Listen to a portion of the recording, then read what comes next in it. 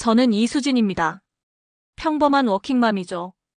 회사 다니고 아이 키우고 저녁엔 집안일하고 결혼 3년 차였어요. 그때만 해도 저는 제 결혼 생활이 나름 괜찮다고 생각했습니다. 남편 도윤 씨는 착했어요. 성실하고 점잖았죠. 시어머니도 처음엔 그냥 평범한 어르신이라 생각했습니다. 좀 말이 많으시긴 했지만 어느 시어머니가 안 그렇겠어요. 그런데 그날이었습니다. 퇴근하고 집에 들어온 남편이 현관문을 열자마자 한숨을 쉬더니 말했어요. 오늘 엄마가 신당 정리하느라 엄청 힘드셨대. 신당이요? 저는 순간 귀를 의심했습니다. 여보, 지금 신당이라고 했어요? 응, 엄마가 그거 하시잖아. 몰랐어. 도윤 씨는 너무나 태연하게 말했어요. 마치 아주 당연한 걸 이제야 알았냐는 듯이요. 저는 그 자리에 멍하니 서 있었습니다. 시어머니가 무속인이라고요? 결혼 전에 한 번도 들어본 적 없었어요. 아니, 누가 그런 중요한 걸 숨기나요? 저는 당황스러웠지만 일단 침착하게 물었습니다. 그럼 시어머니가 무당이시란 말이에요? 무당이라고 하면 좀 그렇고 신을 모시는 거지. 엄마가 그쪽으론 좀 유명하셔. 유명하시다니요. 저는 머릿속이 하얘졌어요. 결혼할 때 시댁 분위기가 좀 독특하긴 했습니다. 집안 곳곳에 향냄새가 났고 벽에 걸린 그림들도 범상치 않았죠. 하지만 그냥 취향이 독특한 집이라고만 생각했어요. 설마 이럴 줄은 몰랐습니다. 그날 밤 잠이 안 왔어요. 계속 생각이 났죠. 시어머니가 무속인이라는 사실이요. 그런데 더 큰 문제는 며칠 뒤에 찾아왔습니다. 어느 날 퇴근하고 집에 들어왔는데 현관문이 열려 있었어요. 누가 들어온 거죠? 저는 가슴이 철렁했습니다. 혹시 도둑인가 싶어 조심스럽게 안을 들여다봤어요. 그런데 거실에 시어머니가 앉아 계셨습니다. 어머니, 어떻게 들어오셨어요? 문 열고 들어왔지 왜? 시어머니는 태연하게 대답하셨어요. 마치 당연하다는 듯이요. 비밀번호는 어떻게 아셨어요? 도윤이한테 물어봤지. 남편이 알려줬다고요? 저는 말문이 막혔습니다. 비밀번호는 저희 부부만 알고 있어야 하는 거 아닌가요? 저는 남편한테 한 번도 시어머니께 알려주라고 말한 적 없었어요. 수진아, 냉장고에 반찬이 없어서 내가 좀 채워놨어. 그리고 애 방에 부적 붙여놨으니까 떼지 마. 시어머니는 마치 제 집인 양 이것저것 지시하셨습니다. 저는 그냥 네 하고 고개만 끄덕였어요. 뭐라고 말할 수가 없었습니다. 시어머니가 돌아가신 후 저는 냉장고를 열어봤어요. 제가 해놓은 반찬들이 다 없어지고 시어머니가 만드신 음식들로 가득 차 있었습니다. 김치도 나물도 찌개도 전부 바뀌어 있었죠. 저는 한숨이 나왔어요. 물론 고마운 일이긴 했습니다. 하지만 뭔가 찝찝했어요. 제 공간이 침범당한 기분이었죠. 아이 방으로 들어가 봤어요. 책상 위에 빨간 부적이 붙어 있었습니다. 한자로 뭐라고 쓰여 있었는데 저는 읽을 수가 없었어요. 저는 부적을 떼려다가 멈췄습니다. 시어머니가 떼지 말라고 하셨거든요. 괜히 뗐다가 뭐라고 하실까봐 무서웠어요. 그날 저녁 남편이 돌아왔을 때 저는 조심스럽게 말했습니다. 여보, 우리 집 비밀번호는 저희끼리만 알고 있으면 안 될까요? 왜? 엄마가 뭐 잘못했어? 잘못한 건 아니지만 그래도 우리 집인데. 엄마가 반찬도 해주시고 애 방도 정리해주셨다며 고맙게 생각해야지. 도윤 씨는 제 말을 자르며 말했어요. 저는 더 이상 말할 수 없었습니다. 그날 밤 저는 이불을 뒤집어 쓰고 눈물을 삼켰어요. 목구멍이 뜨거웠습니다. 뭔가 잘못되고 있다는 걸 느꼈지만 정확히 뭐라고 표현할 수가 없었어요. 결혼이 이런 건가요? 내 집이 내 집 같지 않고 내 말은 무시당하고 시어머니의 의견만 중요한 건가요? 저는 천장을 바라보며 한숨을 쉬었습니다. 다음 날부터 상황은 더 이상해졌어요. 시어머니는 거의 매일 우리 집에 오셨습니다. 제가 퇴근하기 전에 이미 들어와 계셨죠. 청소를 하시거나 요리를 하시거나 아이 공부를 봐주셨어요.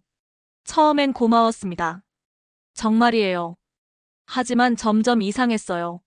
시어머니가 제 서랍을 열어보신 적도 있었고 제 화장대를 정리하신 적도 있었어요. 어느 날은 제가 사둔 화장품을 보시더니 이렇게 말씀하셨습니다. 이런 거 쓰면 피부 망가져.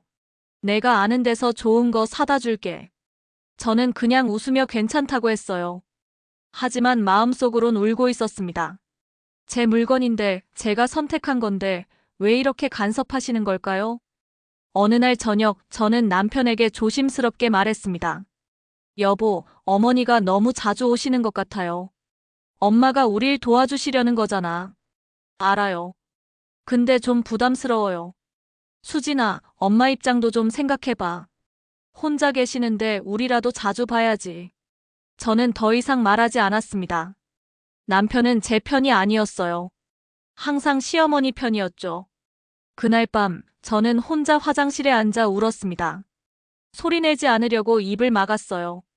눈물이 멈추지 않았습니다. 결혼 3년 차. 저는 그제야 깨달았어요. 제가 결혼한 건 남편이 아니라 시댁이었다는 걸요. 그리고 이건 시작에 불과했습니다. 시어머니의 방문은 이제 일상이 되어버렸습니다. 매일 퇴근하고 집에 오면 시어머니가 계셨어요. 현관문을 열 때마다 가슴이 철렁했죠. 오늘은 또 뭐가 바뀌어 있을까? 무슨 말씀을 하실까? 그런 생각들로 머릿속이 복잡했습니다. 어느 날은 제가 아침에 설거지를 못하고 출근했어요. 바쁜 아침이었거든요. 그런데 퇴근하니까 설거지는 물론이고 싱크대까지 깨끗하게 정리되어 있었습니다. 수진아, 설거지도 안 하고 출근해? 집안 꼴이 말이 아니더라. 시어머니는 소파에 앉아 계시면서 말씀하셨어요. 저는 죄송하다고 했습니다. 뭐라고 변명할 수가 없었어요. 요즘 며느리들은 집안일도 제대로 못한다니까. 시어머니의 말이 가슴에 박혔습니다. 저는 회사 다니면서 아이 키우고 집안일 하고 있었어요. 하루하루가 전쟁 같았죠. 그런데 설거지 한 번 못했다고 이렇게까지 말씀하셔야 하나요? 저는 참았습니다. 그냥 죄송하다고 말하고 방으로 들어갔어요. 며칠 후 또 다른 일이 있었습니다. 아이가 감기에 걸렸어요. 병원 가서 약 받아서 먹이고 있었죠. 그런데 시어머니가 오시더니 약봉지를 보시면서 말씀하셨습니다. 이런 약으로는 안 낫지. 애가 요즘 자꾸 아픈 건 애군 때문이야. 어머니, 그냥 환절기라서 그런 것 같아요. 아니야. 내가 보니까 이 집 기운이 안 좋아. 애한테 나쁜 기운이 들어왔어. 시어머니는 그렇게 말씀하시고는 가방에서 뭔가를 꺼내셨습니다. 빨간 부적이었어요. 이거 애 방에 붙여놔. 내가 직접 써온 거야. 이거 붙이면 나아질 거야. 저는 난감했습니다. 솔직히 부적 같은 건 믿지 않았어요. 그냥 병원 치료 잘 받으면 나을 거라고 생각했죠. 하지만 시어머니 앞에서 그렇게 말할 순 없었습니다. 네, 알겠어요. 저는 부적을 받아들었어요. 손에 잡히는 종이가 무겁게 느껴졌습니다. 시어머니는 직접 아이 방에 가서 부적을 붙이셨어요. 침대 옆 벽에요. 그리고는 뭔가 중얼거리시면서 손으로 허공을 쓸어내리셨습니다. 아이는 겁먹은 표정으로 저를 쳐다봤어요. 엄마, 저게 뭐야? 응, 할머니가 해주신 거야. 괜찮아. 저는 아이를 안아주면서 말했습니다. 하지만 제 목소리는 떨리고 있었어요. 그날 밤 남편에게 말했습니다. 여보, 어머니가 애 방에 부적 붙이셨는데 좀 이상하지 않아요? 뭐가 이상해? 엄마가 애 건강 생각해서 해주시는 건데. 그래도 병원 치료가 우선 아닐까요? 수진아, 엄마 기분 상하게 하지 마. 그냥 놔둬. 도윤 씨는 그렇게 말하고는 돌아 누웠어요. 저는 천장을 보며 한숨을 쉬었습니다. 며칠이 지났어요. 아이 감기는 약을 먹고 나왔습니다. 당연한 일이었죠. 그런데 시어머니는 전화하셔서 이렇게 말씀하셨어요. 봐라, 내가 부적 붙여줬더니 나았지? 엄마 말 잘 들어야 해. 저는 아무 말도 하지 않았습니다. 어느 날 퇴근했는데 냉장고가 또 바뀌어 있었어요. 제가 만들어둔 반찬들이 전부 없어지고 시어머니가 만드신 음식으로 가득 차 있었습니다. 제가 해놓은 김치도 멸치볶음도 된장찌개도 다 사라졌어요. 저는 시어머니께 전화했습니다. 어머니, 제가 해놓은 반찬은 어디 가셨어요? 그거? 버렸지. 맛이 없더라. 내가 새로 해왔어. 버렸다고요? 저는 말문이 막혔습니다. 그 반찬들 만드느라 주말 내내 고생했거든요. 그런데 그냥 버리셨다고요? 수진아, 넌 요리 솜씨가 없어. 내가 해주는 게 나아. 시어머니는 태연하게 말씀하셨어요. 저는 전화를 끊고 주저앉았습니다. 눈물이 났어요. 화가 나고 억울하고 슬펐습니다. 제 노력은 아무것도 아닌 건가요? 저도 최선을 다해서 만든 건데 그냥 버려지는 거예요? 그날 밤 남편에게 말했습니다. 여보, 어머니가 제 반찬을 다 버리셨대요. 엄마가 더 맛있게 해주시려고 그러신 거잖아. 제 마음은 생각 안 해요? 저도 정성 들여서 만든 건데. 수진아, 너무 예민하게 받아들이지 마. 엄마는 좋은 뜻으로 하신 거야. 저는 더 이상 말하지 않았습니다. 남편은 절대 제 편이 아니었어요. 며칠 후엔 더 황당한 일이 있었습니다. 제가 입던 옷들이 정리되어 있었어요. 옷장을 여니까 제 옷들이 색깔별로, 종류별로 완벽하게 정리되어 있었습니다. 저는 소름이 돋았어요. 누가 제 옷장을 만졌다는 거죠? 시어머니였습니다. 전화하셔서 말씀하셨어요. 수진아, 내 옷장 정리해줬어. 진짜 엉망이더라. 옷도 막 걸어놨고. 어머니, 제 옷장은 건드리지 말아주세요. 제 목소리가 떨렸어요. 더 이상 참을 수가 없었습니다. 뭐? 내가 도와준 건데 왜 그래? 제 사생활이에요. 들어오시는 건 괜찮지만 제 물건은 만지지 말아주세요. 야, 이 며느리가 지금 나한테 대드는 거야? 시어머니의 목소리가 높아졌습니다. 저는 전화를 끊어버렸어요. 손이 부들부들 떨렸습니다. 그날 저녁 남편한테 전화가 왔나 봐요. 집에 오자마자 화를 내기 시작했습니다. 수진아, 엄마한테 왜 그렇게 말했어? 어머니가 제 옷장을 마음대로 정리하셨어요. 그게 뭐가 어때서? 제 사생활이잖아요. 엄마가 도와주시는 건데 왜 그렇게 예민하게 굴어? 도윤 씨는 짜증을 내며 말했습니다. 저는 울음이 터질 것 같았어요. 당신은 항상 어머니 편이네요. 제 마음은 중요하지 않나요? 수진아, 엄마한테 사과해. 왜 제가요? 엄마가 서운해하셔. 좋은 뜻으로 해주신 건데 며느리가 대든다고. 저는 웃음이 나왔어요. 허탈한 웃음이었죠. 결국 저는 시어머니께 전화해서 사과했습니다. 목소리는 떨렸지만 죄송하다고 말했어요. 시어머니는 차갑게 말씀하셨습니다. 다음부턴 조심해. 시어머니한테 함부로 말하는 거 아니야. 전화를 끊고 저는 화장실에 가서 울었습니다. 소리를 죽이고 울었어요. 아이가 들을까 봐요. 저는 그날 거울을 봤습니다. 거울 속에 제 얼굴은 창백했고 눈은 퀭했어요. 3년 전에 밝았던 모습은 어디에도 없었습니다. 결혼이 이렇게 힘든 건가요? 내 집이 내 집 같지 않고 내 물건도 마음대로 못 만지고 시어머니 눈치만 보면서 살아야 하는 건가요? 저는 고개를 떨어뜨렸습니다. 그리고 깨달았어요. 이건 시작에 불과하다는 걸요. 여름 명절이 다가왔습니다. 저는 그날이 두려웠어요. 명절은 항상 힘들었거든요. 시댁에 가면 하루 종일 주방에서 일해야 했습니다. 새벽부터 준비를 시작했어요. 차례상에 올릴 음식들을 챙겨서 시댁으로 향했죠. 차 안에서도 긴장이 풀리지 않았습니다. 시댁에 도착하니 시누이 두 분이 먼저 와 계셨어요. 큰 시누이 지연 씨와 작은 시누이 수정 씨. 둘 다 거실 소파에 앉아서 수박을 먹고 계셨습니다. 언니 왔어요? 제가 인사하자 대충 고개만 끄덕이셨어요. 시어머니가 나오셨습니다. 수진아, 왔어? 빨리 들어와서 일 도와줘. 네, 알겠습니다. 저는 짐을 내려놓고 바로 주방으로 갔어요. 시어머니가 이것저것 지시하셨습니다. 저 나물 무쳐야 하고 전도 부쳐야 하고 탕국도 끓여야 해. 저는 앞치마를 두르고 일을 시작했습니다. 시간이 얼마나 지났을까요? 땀이 줄줄 흘렀어요. 한여름이었거든요. 주방은 더위에 찜통 같았습니다. 가스레인지에서는 국이 끓고 있었고 저는 싱크대에서 설거지를 하고 있었어요. 물을 만지고 있어도 더웠습니다. 에어컨 바람이 거실에만 나오고 있었어요. 주방까지는 안 들어왔죠. 저는 땀을 닦으면서 일을 계속했습니다. 그런데 너무 더웠어요. 숨이 막힐 것 같았습니다.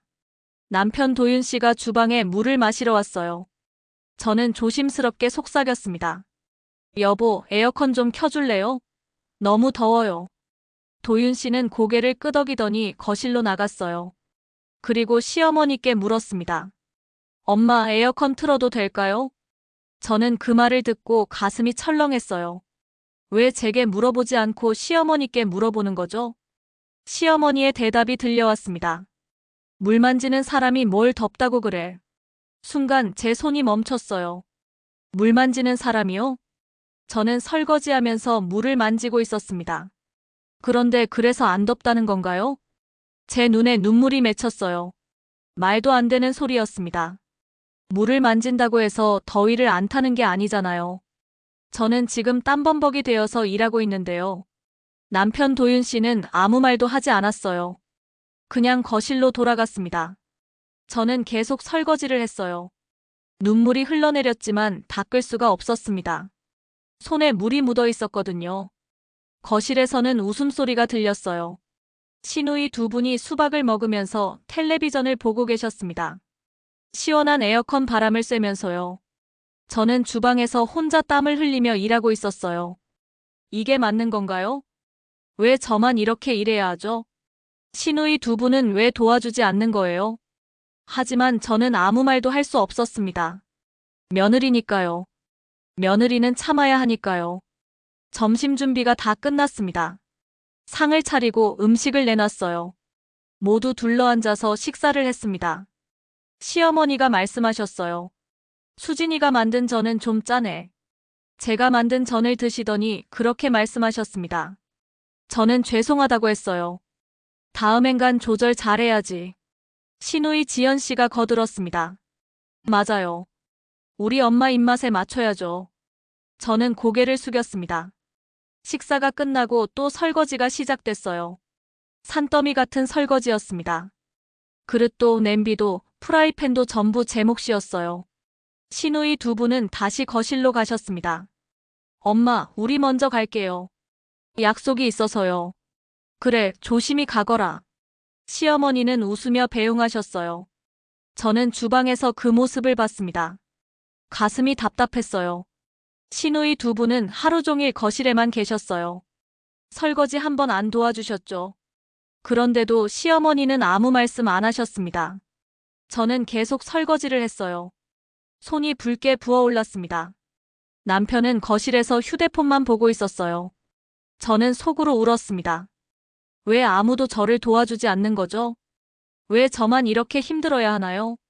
설거지가 다 끝나고 나서야 저는 거실로 나갔어요. 온몸이 땀으로 젖어 있었습니다. 시어머니가 말씀하셨어요.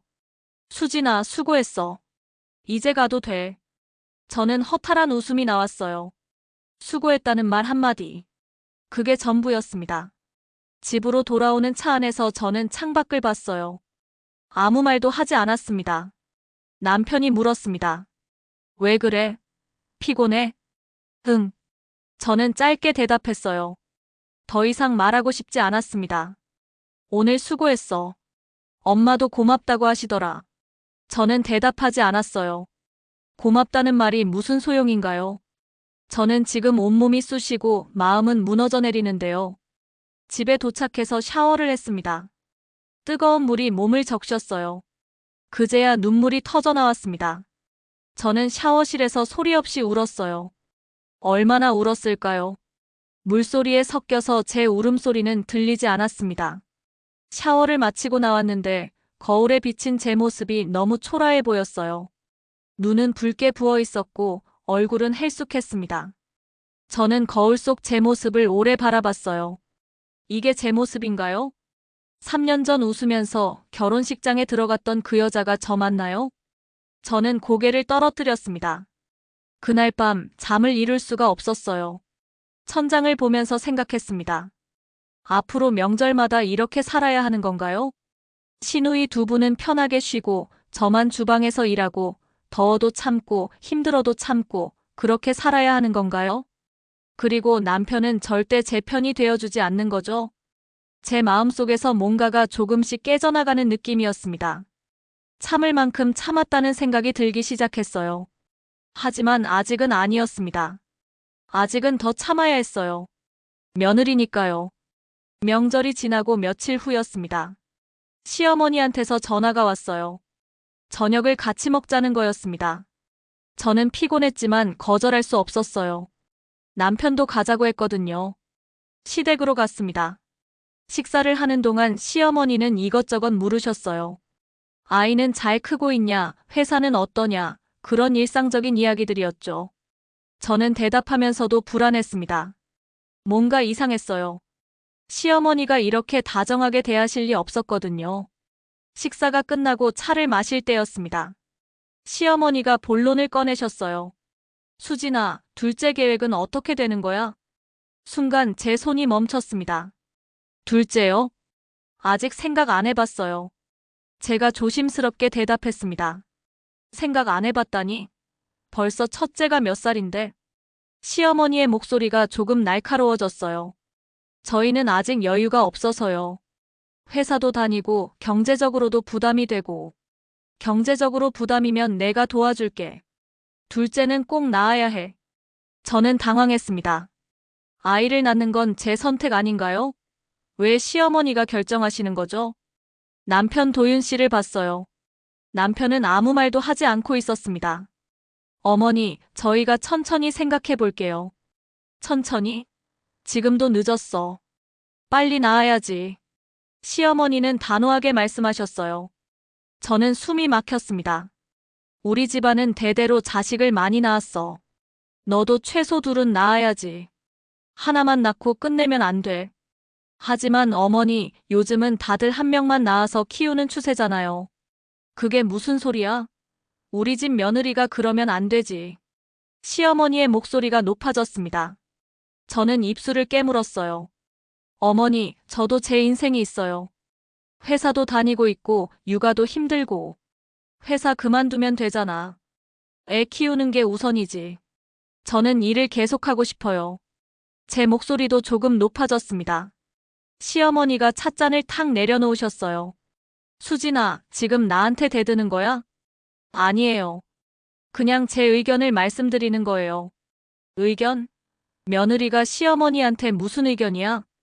순간 말문이 막혔습니다. 시어머니는 차갑게 말씀하셨어요. 내 말 잘 들어. 둘째 낳을 생각 없으면 우리 집에 오지 마라. 제 심장이 쿵 내려앉았습니다. 어머니, 그게 무슨 말씀이세요? 말 그대로야. 둘째 안 낳을 거면 명절에도 오지 말고 평소에도 오지 마. 시어머니는 진심이었어요. 눈빛이 차갑게 식어 있었습니다. 저는 남편을 봤어요. 여보, 뭐 좀 말해줘요. 남편은 난처한 표정을 지었습니다. 엄마, 그렇게까지 하실 필요는 없잖아요. 도윤아, 넌 가만히 있어. 이건 며느리 문제야. 시어머니는 남편의 말을 자르셨어요. 저는 눈물이 날 것 같았습니다. 하지만 참았어요. 여기서 울면 안 될 것 같았거든요. 생각해 볼게요. 저는 겨우 그 말만 하고 일어났습니다. 어디가? 화장실 좀 다녀올게요. 화장실로 들어가서 저는 숨을 몰아쉬었어요. 손이 떨렸습니다. 가슴이 답답했어요. 둘째를 낳지 않으면 집에 오지 말라니요. 이게 무슨 협박인가요? 아이를 낳는 건 제 몸이고 제 인생인데 왜 시어머니가 결정하는 거죠? 화장실에서 나와 다시 거실로 갔습니다. 시어머니는 남편에게 뭔가 말씀하고 계셨어요.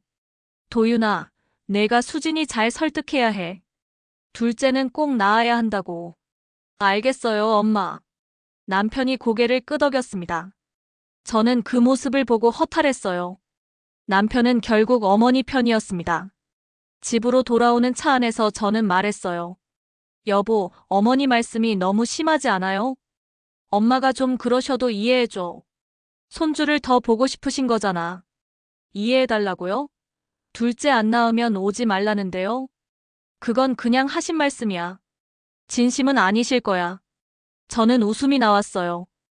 허탈한 웃음이었습니다. 당신은 항상 어머니 편이네요. 수진아, 왜 그렇게 받아들여? 엄마도 나이 드시면서 외로우신 거야. 그래서 저보고 둘째 낳으라고요? 제 인생은 생각 안 하세요? 너무 이기적으로 생각하지 마. 도윤 씨의 말에 저는 할 말을 잃었습니다. 이기적이라고요? 제 인생을 제가 선택하는 게 이기적인가요?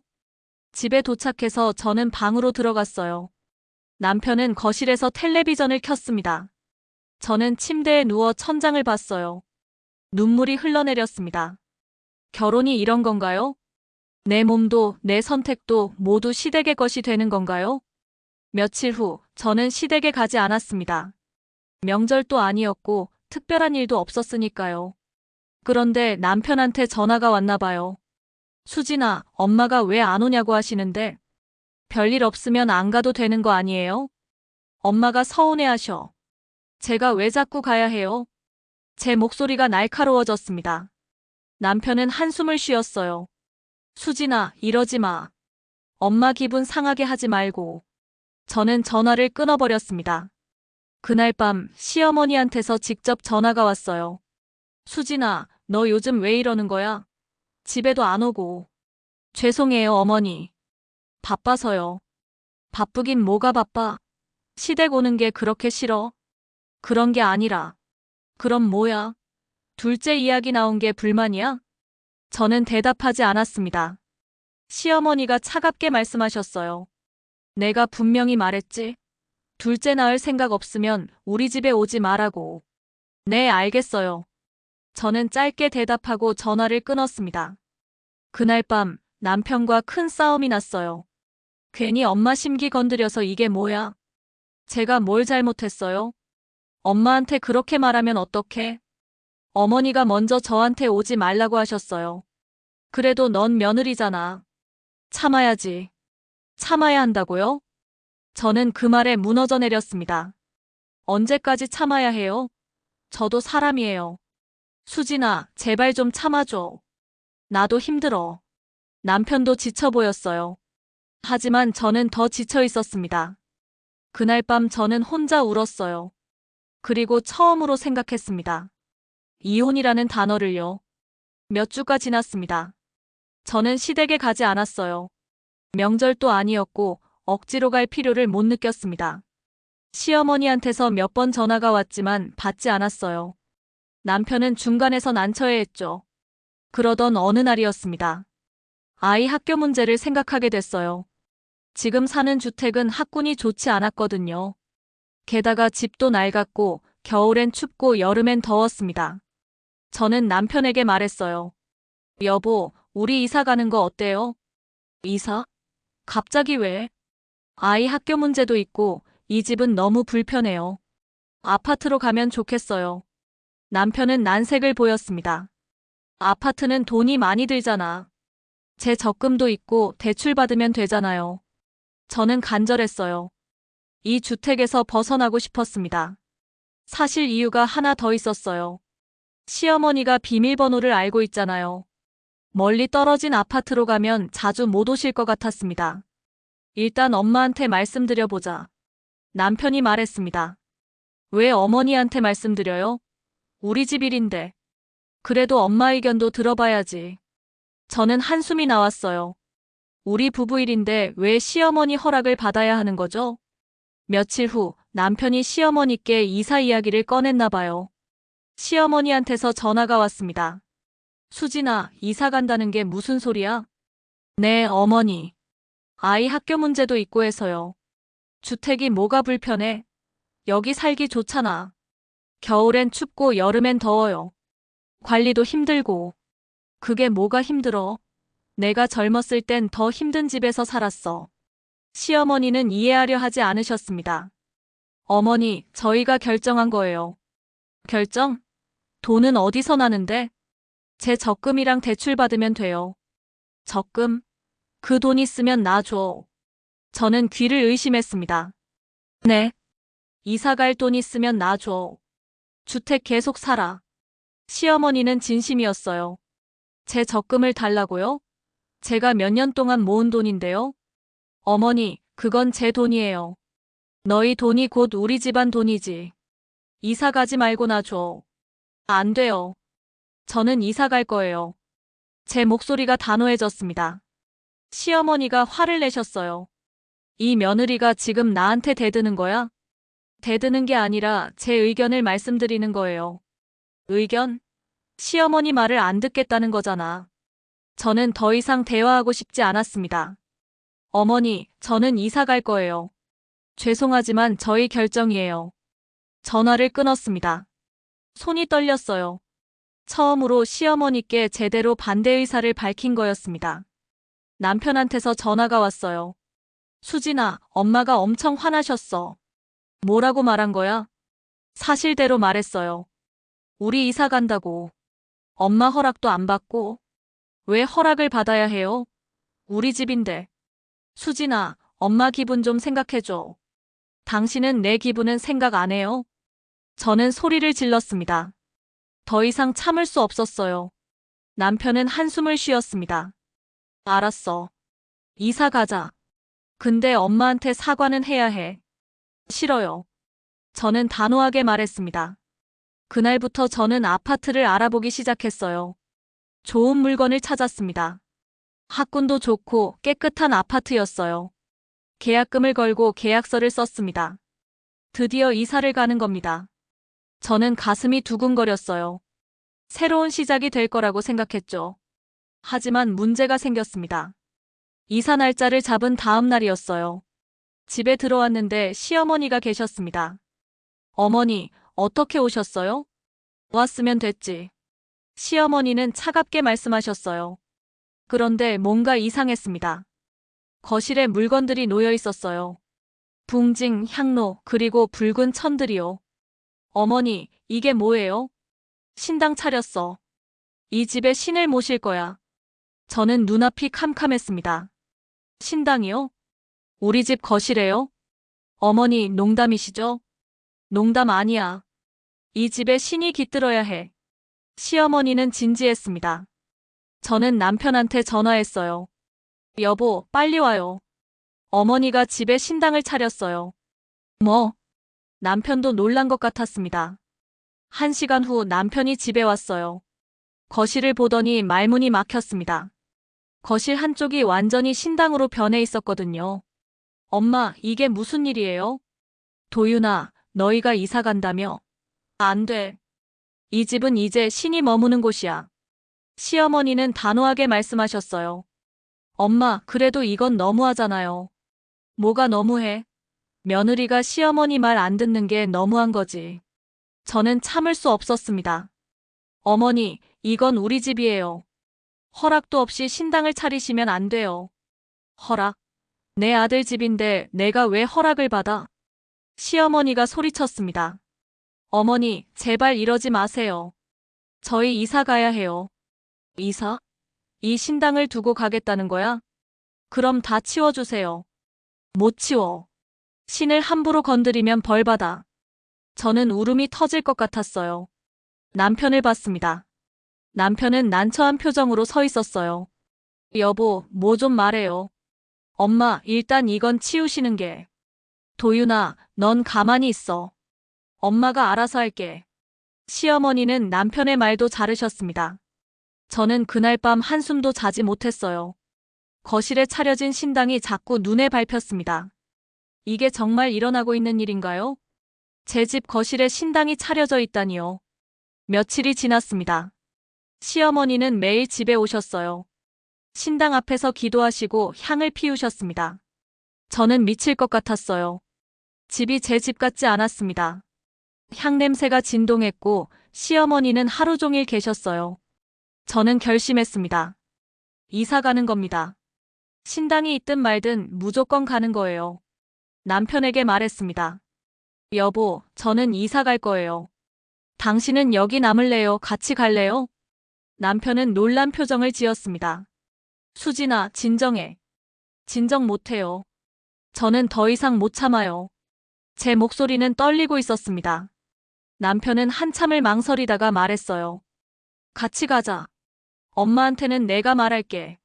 저는 그제야 한숨을 쉬었습니다. 드디어 이 지옥에서 벗어나는 겁니다. 이사 날짜를 정했습니다. 남편이 시어머니께 말씀드린다고 했어요. 저는 믿지 않았지만 일단 기다렸습니다. 며칠 후 남편이 말했어요. 엄마한테 말씀드렸어. 뭐라고 하시던가요? 화내셨어. 근데 어쩔 수 없다고 하셨어. 저는 안도했습니다. 드디어 이사를 가는 거예요. 이삿짐 센터를 예약했습니다. 짐도 싸기 시작했어요. 아이도 신났습니다. 엄마, 새 집 정말 좋아? 응, 정말 좋아. 내 방도 있고 학교도 가까워. 저는 아이를 안아주며 웃었어요. 오랜만에 진심으로 웃는 것 같았습니다. 그런데 이사 이틀 전이었어요. 퇴근하고 집에 왔는데 시어머니가 계셨습니다. 또 오셨구나 싶었죠. 그런데 표정이 심상치 않았어요. 수진아, 앉아봐. 시어머니의 목소리는 차가웠습니다. 저는 조심스럽게 앉았어요. 이사 간다며? 네, 어머니. 내 신이 머무는 집을 버리고 가겠다는 거야? 시어머니가 물었습니다. 어머니, 저희 집이에요. 이사 가는 게 당연하잖아요. 당연해? 신을 모신 집을 함부로 떠나면 안 돼. 어머니, 그건 어머니 생각이세요. 저는 최대한 침착하게 말했습니다. 시어머니가 벌떡 일어났어요. 수진아, 너 지금 내 말 무시하는 거지? 아니에요. 하지만 저희는 이사 가야 해요. 안 돼. 절대 안 돼. 시어머니가 소리쳤습니다. 저는 가슴이 두근거렸어요. 무서웠습니다. 그럼 그 신이 너를 버릴 거야. 너희 가족에게 불행이 찾아올 거야. 시어머니는 협박했습니다. 어머니, 그런 식으로 말씀하시면 안 돼요. 왜 안 돼? 신의 뜻을 거스르면 벌 받는 거야. 저는 더 이상 참을 수 없었습니다. 어머니, 저는 그런 거 안 믿어요. 저희는 이사 갈 거예요. 시어머니의 얼굴이 붉게 변했습니다. 이 못된 며느리야. 내가 너한테 얼마나 잘해줬는데. 잘해주셨다고요? 제 목소리가 높아졌습니다. 어머니는 저한테 잘해주신 적 없어요. 항상 간섭하시고 통제하시고 제 말은 무시하셨잖아요. 뭐라고? 명절 때 저만 일하게 하시고 둘째 낳으라고 강요하시고 제 집에 마음대로 들어오시고 이게 잘해주신 거예요? 저는 울먹였습니다. 그동안 참았던 게 터져나왔어요. 시어머니는 말문이 막혔습니다. 너 지금. 어머니, 저는 더 이상 못 참아요. 저도 사람이에요. 저도 제 인생이 있어요. 시어머니가 손을 들었어요. 순간 제 뺨을 때릴 것 같았습니다. 저는 움찔했어요. 하지만 시어머니는 손을 내렸습니다. 대신 차갑게 말씀하셨어요. 좋아. 가봐. 근데 후회할 거야. 신의 벌을 받을 테니까. 시어머니는 그렇게 말하고 나가셨습니다. 문이 쾅 닫혔어요. 저는 그 자리에 주저앉았습니다. 온몸이 떨렸어요. 눈물이 쏟아졌습니다. 남편이 퇴근하고 왔을 때 저는 모든 걸 말했어요. 어머니가 저한테 이렇게 말씀하셨어요. 남편은 난처한 표정을 지었습니다. 엄마가 화나셔서 그러신 거야. 당신은 항상 그렇게 말하네요. 수진아, 엄마도 나이 드신 분이야. 이해해줘. 이해? 저는 이해받고 싶어요. 저는요. 저는 소리쳤습니다. 남편은 한숨을 쉬었어요. 알았어. 이사 가자. 근데 엄마한테 사과는 안 해요. 절대. 저는 단호했습니다. 이사 당일이 됐습니다. 이삿짐 센터 직원들이 왔어요. 짐을 나르기 시작했습니다. 거실에 신당도 치워야 했어요. 저는 직원들에게 부탁했습니다. 저것들도 다 버려주세요. 네, 알겠습니다. 북도, 징도, 향로도, 붉은 천도 모두 치워졌습니다. 저는 그 모습을 보며 후련했어요. 드디어 끝났구나 싶었습니다. 짐을 다 싸고 있는데 시어머니가 나타났습니다. 뭐 하는 거야? 시어머니는 숨을 헐떡이고 계셨어요. 급하게 오신 것 같았습니다. 이사 가는 거예요. 신당은 어디 갔어? 버렸어요. 제가 대답했습니다. 시어머니의 얼굴이 하얗게 변했어요. 뭐라고? 신당을 버렸다고? 네. 저희 집이니까요. 미친 거 아니야? 신을 버리면 어떡해? 시어머니가 소리쳤습니다. 어머니, 그만하세요. 저희는 갈게요. 저는 아이 손을 잡았어요. 안 돼.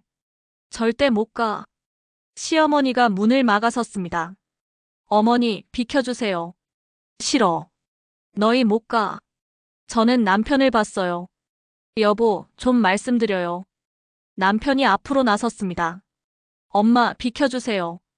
저희 가야 해요. 도윤아, 너까지 나를 버리는 거야? 시어머니의 눈에 눈물이 맺혔습니다. 엄마, 버리는 게 아니에요. 그냥 이사 가는 거예요. 이사가 아니야. 너희는 나를 버리는 거야. 시어머니가 울기 시작했어요. 저는 가슴이 아팠습니다. 하지만 돌아설 수 없었어요. 어머니, 저희 갈게요. 나중에 찾아뵐게요. 저는 시어머니를 지나쳐 나갔습니다. 뒤에서 시어머니의 울음소리가 들렸어요. 너희 후회할 거야. 신이 너희를 벌할 거야. 저는 뒤돌아보지 않았습니다. 차에 탔어요. 이삿짐 차가 앞서 출발했고 저희도 따라갔습니다. 백미러에 시어머니가 보였어요. 현관 앞에 서서 저희를 보고 계셨습니다. 저는 눈물을 닦았습니다. 아이가 물었어요. 엄마 울어? 아니야. 괜찮아. 저는 아이를 안아주었습니다. 새 아파트에 도착했어요. 깨끗하고 넓었습니다. 햇빛이 잘 들어왔어요. 아이가 뛰어다니며 좋아했습니다. 엄마, 여기 정말 좋다. 그래, 좋지. 저는 웃었어요. 진심으로요. 짐을 풀기 시작했습니다. 새로운 시작이었어요. 남편이 말했습니다. 수진아, 힘들었지? 응, 많이. 미안해. 내가 엄마 편만 들었던 것 같아. 저는 남편을 봤어요. 이제라도 제 편이 되어주면 돼요. 남편이 고개를 끄덕였습니다. 그럴게. 저는 한숨을 쉬었습니다. 정말로 그럴 수 있을까요? 하지만 일단은 여기까지 왔습니다. 시어머니로부터 벗어났어요. 이제 저는 제 삶을 살 수 있을 거예요. 그렇게 믿고 싶었습니다. 이사 온 지 일주일이 지났습니다. 새 아파트는 평화로웠어요. 시어머니가 오시지 않았거든요. 비밀번호도 바꿨습니다.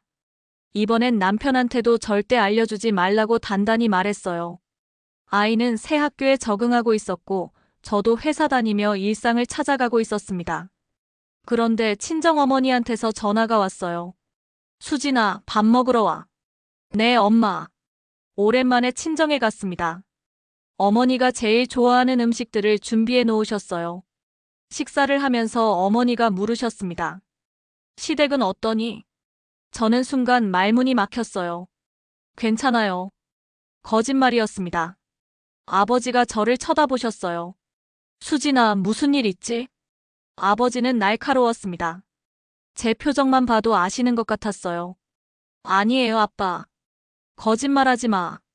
내 얼굴 보면 알아. 저는 고개를 떨어뜨렸습니다. 어머니가 제 손을 잡으셨어요. 수진아, 엄마한테 말해봐. 무슨 일이야? 그 순간 눈물이 터졌습니다. 참고 있던 게 한꺼번에 쏟아져 나왔어요. 저는 모든 걸 말씀드렸습니다.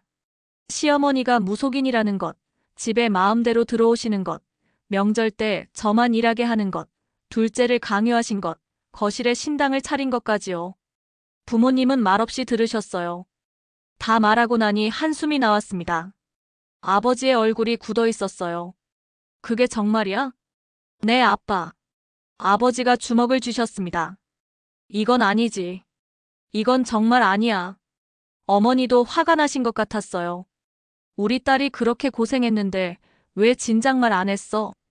말씀드리면 걱정하실까 봐요. 걱정은 무슨. 당연히 말했어야지. 아버지가 일어나셨습니다. 나 잠깐 나갔다 올게. 여보, 어디 가려고? 시댁에 가봐야겠어. 저는 깜짝 놀랐어요. 아빠, 안 돼요. 왜 안 돼? 내 딸이 그렇게 당했는데 가만히 있을 수 있나? 아버지는 화가 나셨어요. 목소리가 떨리고 계셨습니다. 아빠, 제발. 괜히 일 키우지 마세요. 일 키우는 게 아니야. 이건 바로 잡아야 해. 아버지는 단호하셨습니다. 어머니도 말씀하셨어요. 나도 갈게. 혼자 보내면 안 될 것 같아. 엄마도요? 당연하지. 우리 딸인데. 부모님은 그날 바로 시댁으로 가셨습니다. 저는 집에서 불안하게 기다렸어요. 1시간쯤 지났을까요? 아버지한테서 전화가 왔습니다. 수진아, 괜찮아. 아빠가 다 말했어. 뭐라고 하셨어요? 할 말 다 했지. 아버지의 목소리는 침착했지만 뭔가 일이 있었다는 걸 느낄 수 있었어요. 다음 날 아버지를 만났습니다. 아빠, 어제 무슨 일 있었어요? 아버지가 한숨을 쉬셨어요. 수진아, 그 집 정말 이상하더라. 뭐가요? 집안에 신당이 있었어. 향냄새가 진동하고 벽에는 부적이 가득하고 아버지는 충격을 받으신 것 같았습니다. 그리고 시어머니한테 말했어. 이건 신앙이 아니라 폭력이라고. 뭐라고 하시던가요? 처음엔 발뺌하더라. 며느리를 위해서 한 일이라고. 근데 내가 계속 따지니까 화내시더라. 아버지가 말씀하셨어요. 딸을 망치지 말라고 했어. 제 딸 가정을 더 이상 건드리지 말라고. 저는 눈물이 났습니다. 고마워요, 아빠. 고마울 게 뭐 있어. 당연한 거지. 아버지가 제 머리를 쓰다듬어 주셨어요. 그런데 시어머니가 이상한 말을 하시더라. 무슨 말이요? 딸이 신의 벌을 받을 거라고. 우리 가족에게 불행이 올 거라고. 저는 소름이 돋았습니다. 아빠, 그냥 협박이에요. 나도 알아. 근데 그 눈빛이 심상치 않더라. 아버지는 걱정스러운 표정이었습니다. 며칠 후 어머니한테서 전화가 왔어요. 수진아, 엄마가 뭘 알아냈어? 뭔데요? 시어머니가 불법으로 점집을 운영하고 있었어. 저는 깜짝 놀랐습니다. 진짜요? 응. 엄마가 알아봤는데 집에서 돈 받고 점을 봐주고 굿도 해주고 그랬대. 그게 불법이에요? 신고 없이 영업하면 불법이지. 그리고 사기 혐의도 있어. 어머니는 붕괴하셨어요. 엄마가 증거도 모았어. 사진도 찍어왔고. 엄마 어떡해요? 이웃들한테 물어봤지. 다들 알고 있더라. 시어머니가 집에서 그런 일 한다는 거. 저는 놀라웠어요. 그리고 며칠 후였습니다. 어머니가 데려온 사람이 있었어요. 수진아, 이분은 최복래 씨야. 중년 여성이었습니다. 안녕하세요. 안녕하세요. 수진 씨 시어머니 밑에서 일했던 사람이에요. 최복래 씨가 말했습니다. 네. 어머니 밑에서요? 네. 저도 무속인이에요. 시어머니 밑에서 배웠죠. 최복래 씨는 쓴웃음을 지었어요. 그런데 시어머니가 저를 이용하더라고요. 돈도 제대로 안 주시고 손님들 속이는 것도 많이 봤어요. 손님들을 속였다고요? 네. 부적 팔면서 엄청난 돈 받고 효과도 없는데 계속 오게 만들고. 저는 그게 싫어서 나왔어요. 최복래 씨가 말을 이었습니다. 수진 씨 어머니한테서 연락받고 생각했어요. 이제는 진실을 말해야겠다고. 무슨 진실이요? 시어머니가 해온 모든 일들이요. 불법 영업, 사기, 허위 과대 광고까지. 제가 증언할 수 있어요. 저는 놀라서 말을 잇지 못했습니다. 어머니가 제 손을 잡으셨어요. 수진아, 이제 끝낼 수 있어. 엄마. 복래 씨가 경찰에 신고하기로 했어. 우리도 증거자료 제출하고. 저는 가슴이 두근거렸어요. 정말로 끝낼 수 있는 걸까요? 며칠 후 경찰이 시댁을 방문했다는 연락이 왔습니다. 불법 영업과 사기 혐의로 조사가 시작된 거예요. 남편한테서 전화가 왔어요. 수진아, 무슨 일이야? 경찰이 왔다는데. 제가 신고한 거 아니에요. 복래 씨가 한 거예요. 복래가 누군데? 어머니 밑에서 일하셨던 분이요. 남편은 당황한 것 같았습니다. 이게 무슨 일이야? 당연한 거예요. 어머니가 불법으로 영업하셨잖아요. 그래도 이건 너무한 거 아니야? 너무한 건 어머니예요. 저는 단호하게 말했습니다. 그날 밤 시어머니한테서 전화가 왔어요. 수진아, 내가 신고한 거지? 아니에요. 저 아니에요. 거짓말. 내 부모가 왔다 간 후에 이렇게 됐잖아. 시어머니의 목소리는 떨리고 있었습니다. 어머니, 잘못하신 건 인정하셔야죠. 잘못? 내가 뭘 잘못했어? 불법으로 장사하신 거요. 이 못된 년이. 시어머니가 욕을 하셨어요. 저는 전화를 끊었습니다. 손이 떨렸지만 후회하지 않았어요. 이제는 정말로 끝날 것 같았습니다. 경찰 조사는 빠르게 진행됐습니다. 최봉래 씨의 증언이 결정적이었어요. 시어머니가 몇 년 동안 불법으로 점집을 운영했다는 증거들이 나왔습니다.